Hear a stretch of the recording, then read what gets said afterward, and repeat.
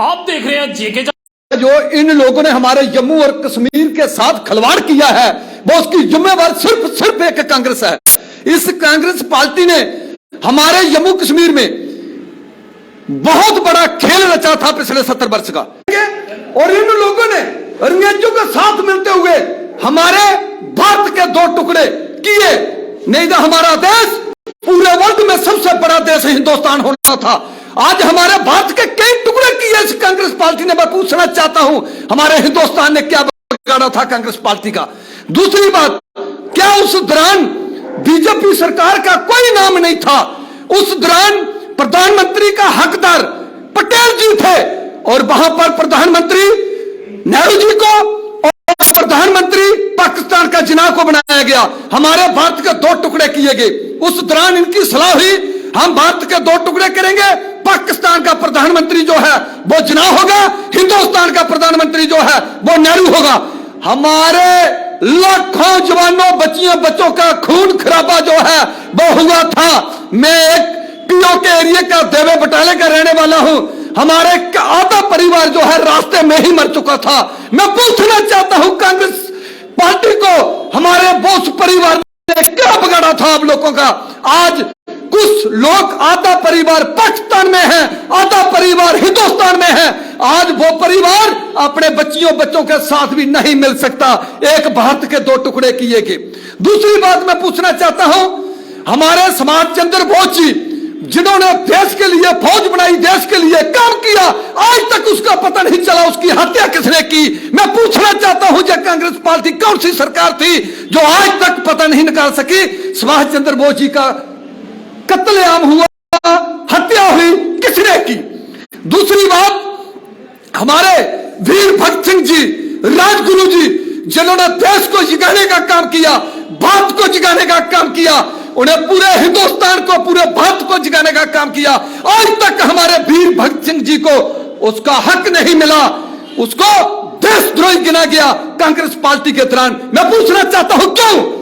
अगर खतरा होना था तो वो नेहरू जी को होता, जिन्ना जी को होता, बापू गांधी जी को होता। अंग्रेजों से खतरा इन लोगों को होना था जो बड़े लीडर थे।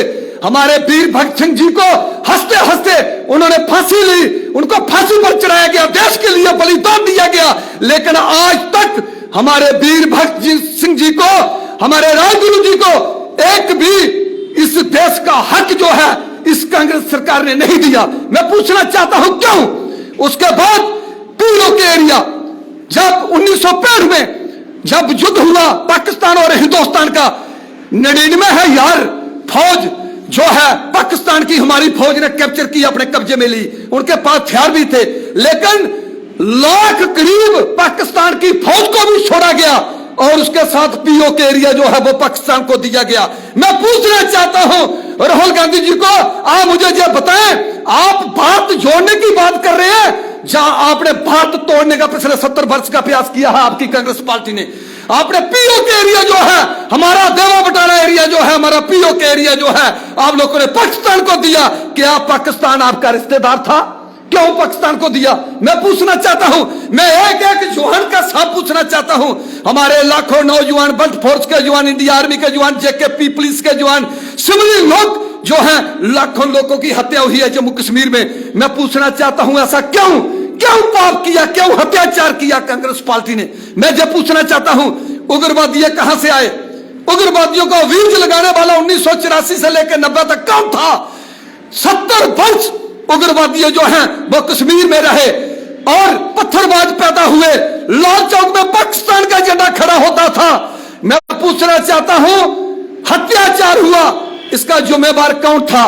पिछली सरकारों के दौरान कांग्रेस ही एक ऐसी सरकार थी, उस दौरान कांग्रेस पार्टी के दौरान जो अत्याचार हुआ है, उसी दौरान उग्रवादी पैदा हुए हैं, उसी सरकारों के दौरान पत्थरबाज पैदा हुए थे, उसी सरकारों के दौरान लाल चौक में पाकिस्तान का झंडा खड़ा होता था। मैं पूछना चाहता हूं क्या कांग्रेस पार्टी किसी मां को खोया हुआ बेटा दे सकती है? क्या किसी बहन को वीर दे सकती है? किसी भाई को भाई दे सकती है?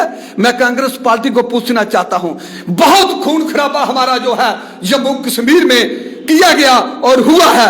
और मैं पूछना चाहता हूं हमारे जम्मू और कश्मीर में आधा हिस्सा हमारा पीओके का चीन को दे दिया। मैं पूछना चाहता हूं भाई ऐसा क्यों?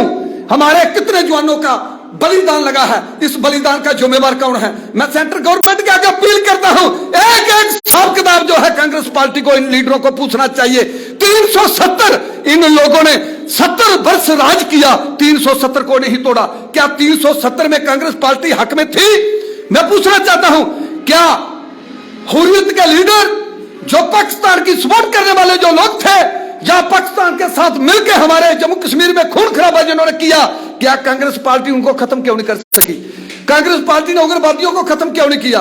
कांग्रेस पार्टी ने पत्थरबाजों को खत्म क्यों नहीं किया? कांग्रेस पार्टी ने मिलीटेंटों की जो फैक्ट्री चलती थी उसको खत्म क्यों नहीं किया?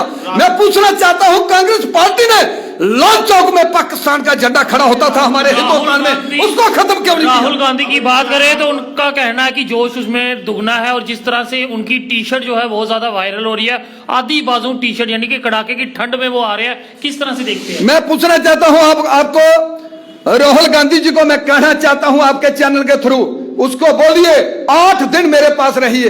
वो आप बोलते हो वो टी शर्ट डाल के घूम रहा है, पता नहीं कौन सी जहरीली दवा खाई हुई है, कौन से कैप्सूल खा रहे हैं यार गिरमैश वाले। कौन बोलता है इसमें चर्बी कहां से आ गई? मैंने 20 साल कुश्ती की है, हमारे में इतनी चर्बी नहीं आई, तो राहुल गांधी जी के पास चर्बी कहां से आ गई? इतनी गिरमैश कहां से आ गई? कौन सी जहरीली दवाई का वो अभ्यास करते हैं? किसको बता रहे हैं? मुझे ये बताएं। 8 दिन उसको बैठाइए, मैं देखता हूं उसको ठंड नहीं लगती है, सर्दी नहीं लगती है। राहुल गांधी जी लोगों को उल्लू बनाने का देश को काम कर रहे हैं। मैं पूछना चाहता हूं, ये लोगों को सिर्फ उल्लू बनाया जा रहा है, उल्लू। अच्छा, इस यात्रा से क्या होगा आप मुझे ये बताएं।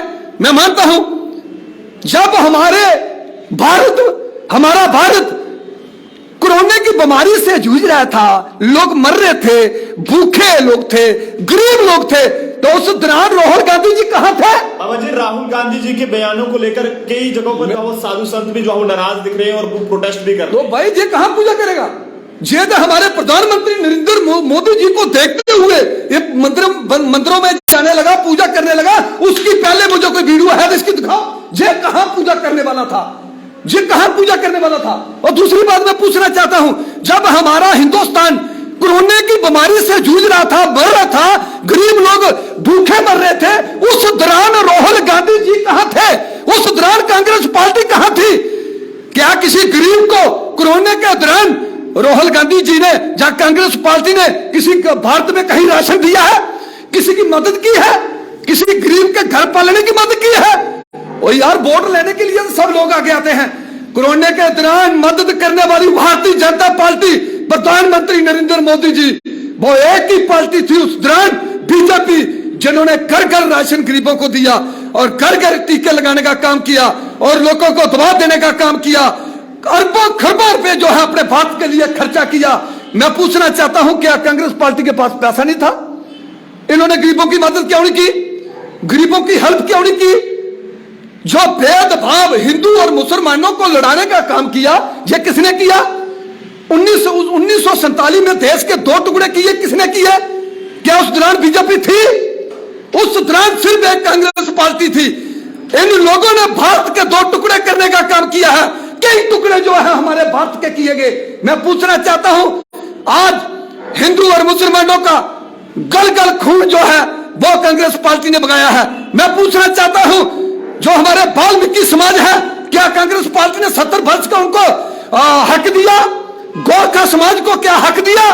बेल्ट पाकिस्तानी जो थे उनको हक दिया? आज भी हमारा जम्मू कश्मीर में पाकिस्तान का हक रखा हुआ है इन लोगों ने।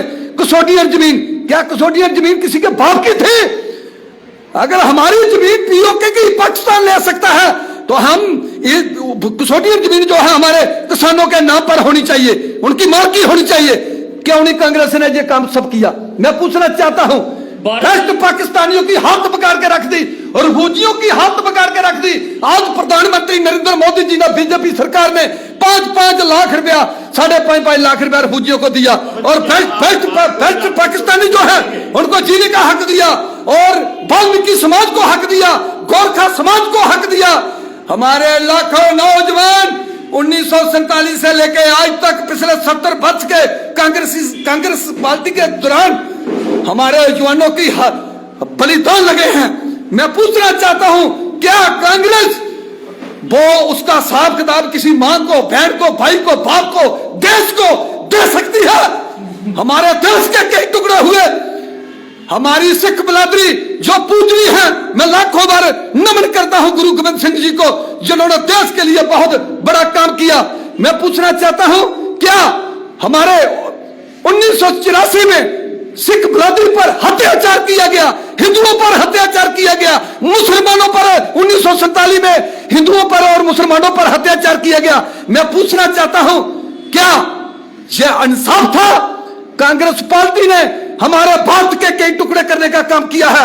इनको देश के साथ कोई प्यार, कोई लग नहीं। मैं पूछना चाहता हूं कांग्रेस पार्टी को, राहुल गांधी जी को, मुझे कम से कम से अपने 7 नाम, 7 पीढ़ियों के नाम बताएं।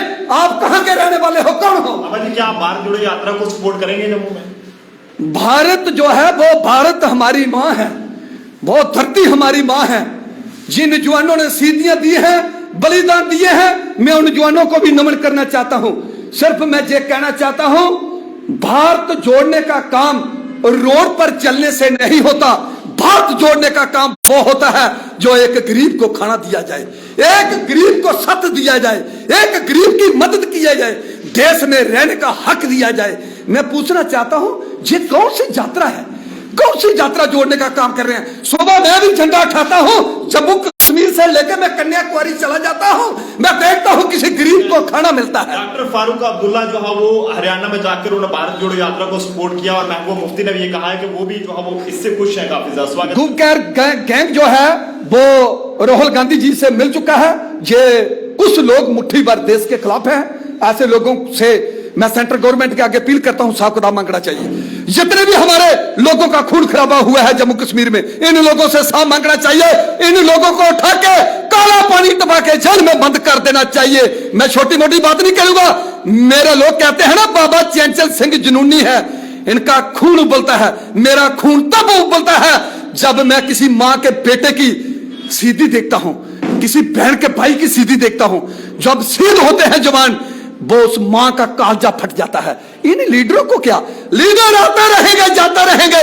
हमारा भारत बचना चाहिए, हमारा देश बचना चाहिए, हमें देश के लिए काम करना चाहिए। चंचल बाबा जी, क्या लगता है जिस तरह से भारत जोड़ो यात्रा चल रही है, तो लोग क्या कांग्रेस के साथ जुड़ रहे हैं या कांग्रेस के खिलाफ लग रहे हैं? भाई मुझे ये बताएं, ये कौन सी यात्रा जोड़ने वाला काम कर रहे हैं? मैंने आपको बता दो दिया।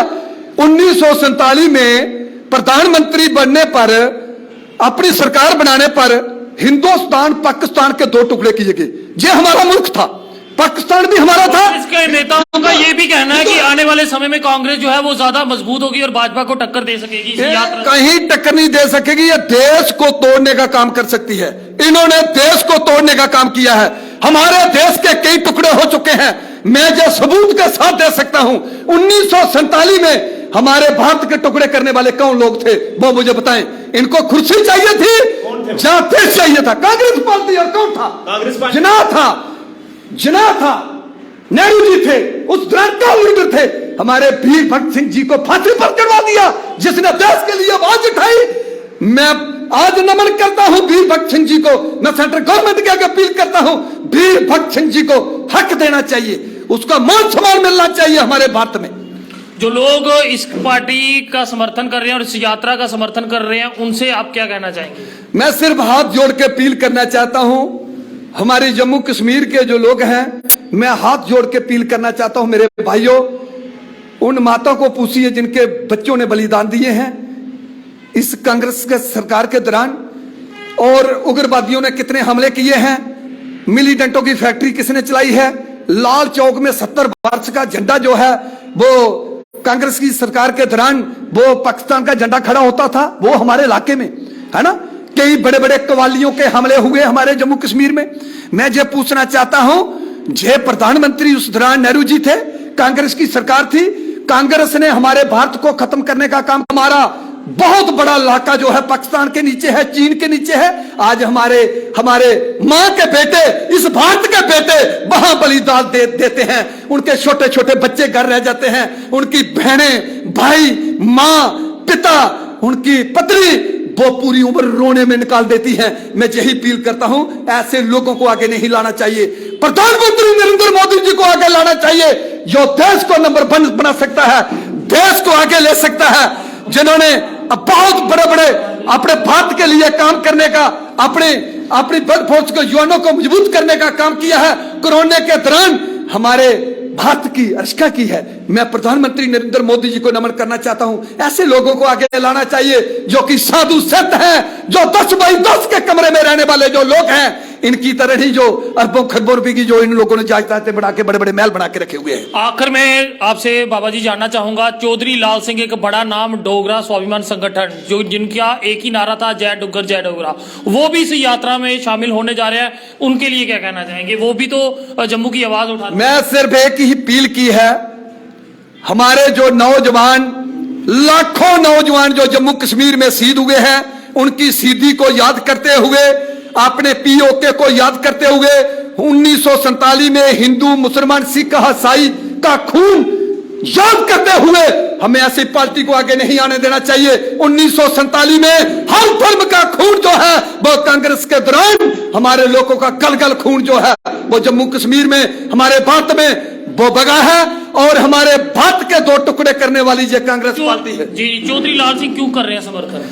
वो उनकी अपनी सोच है। मैं जो अपील करना चाहता हूं, मैं वो अपील कर रहा हूं। अगर मेरी एक भी बात झूठी है तो मुझे कोई बता सकता है।